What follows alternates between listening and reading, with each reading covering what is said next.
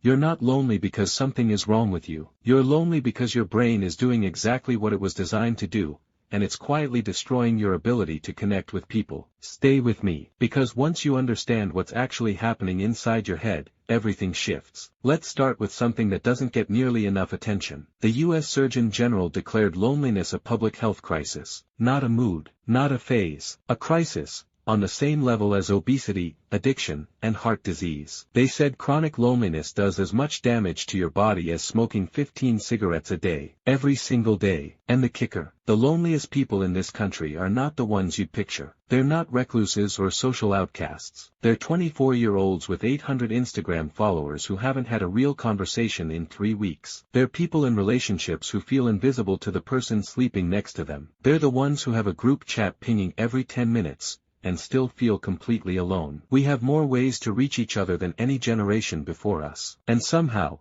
people have never felt further apart. That contrast is not an accident, and it's not your fault. But it is something you need to understand. So let me tell you about a guy named Marcus. Marcus is 28. He relocated to Chicago for a job he was excited about, good opportunity, solid pay, new city. He's not the withdrawn type. He's the kind of guy who makes eye contact, asks follow-up questions, remembers your dog's name. Back home he had people, real people, the kind you text when something random happens, who just materialize at your apartment on a Friday with no real plan. In Chicago, he's surrounded by millions of people, a whole city, co-workers he sees every day, neighbors he waves to, and he'll tell you himself, some weekends, the only voice he hears out loud is a barista asking if he wants his receipt. So he starts doing what most of us do in that situation. He turns inward, starts running an inventory. Maybe I'm not as likable as I thought. Maybe people can tell something's off. Maybe I waited too long and now connection is just harder. None of that was true. But his brain had already started writing a story,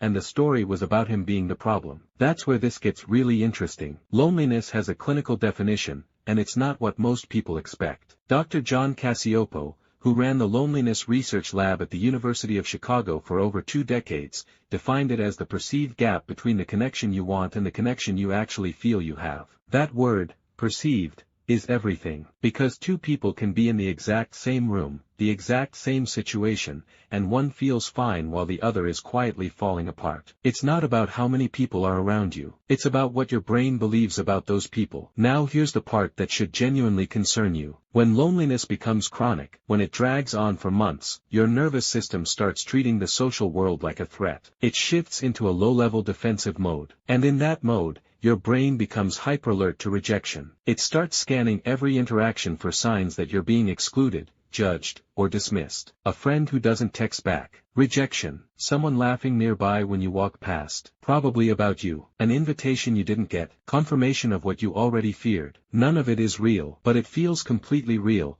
and that's what makes it so dangerous. And then, this is the part that trips people up, the defensiveness itself starts pushing people away. You become a little more closed off, a little harder to read, a little more guarded. People sense it, even without knowing what they're sensing. They don't pull away because they dislike you. They pull back because something feels slightly off, and they don't know why. But you notice them pulling back. And now your brain has evidence. It did this to itself. Loneliness manufactured the very outcome it was terrified of. That's the loop. And once you can see the loop, you can start stepping outside it. Let me give you a few moments you might recognize. You go to a party, a work event, a birthday dinner for someone you kind of know, and you spend the whole night on, laughing at the right moments, asking the right questions, keeping things light and easy. And then you get in your car to drive home, and you feel completely hollowed out. Like you spent 3 hours talking to people and somehow came back with less than you arrived with. That's what researchers call surface-level socializing. It's not real connection, it's a performance of connection. And we've gotten embarrassingly good at it. There's someone, let's call her Dana. She's active online, posts consistently, gets comments, gets engagement, people know her face. But she told her therapist something that stuck with me when I came across it in a study.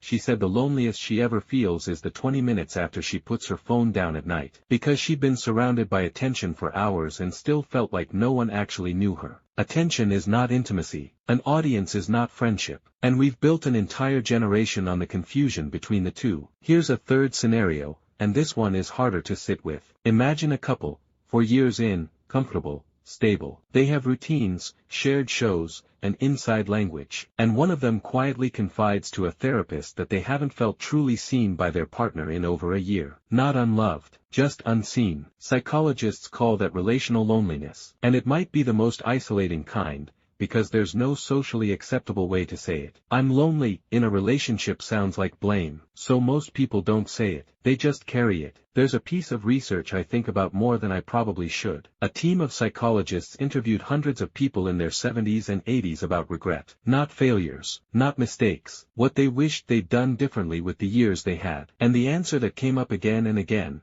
across different backgrounds, different countries, different lives, was this: they wished they'd let people get closer. One man in a study said something like, "I had people around me my whole life. I just never let any of them actually know me. I was performing for so long I forgot there was an alternative." He wasn't describing isolation. He was describing a life lived just slightly behind glass. And the thing that gets me about that is, performing is the easier choice, almost every time. It's less risky, predictable. You control what people see, but there's a cost, and you don't always feel it until it's been compounding for decades. So here's the real question. If loneliness is a brain state, a perception problem more than a circumstance problem, can you actually change it? Not manage it, not white-knuckle your way through it, but genuinely shift how your nervous system relates to other people? The research says yes, and the method is not what most people expect. Practical solution. The instinct almost everyone has when they feel lonely is to go do more. More social plans, more saying yes, more forcing yourself out there. And that sounds right,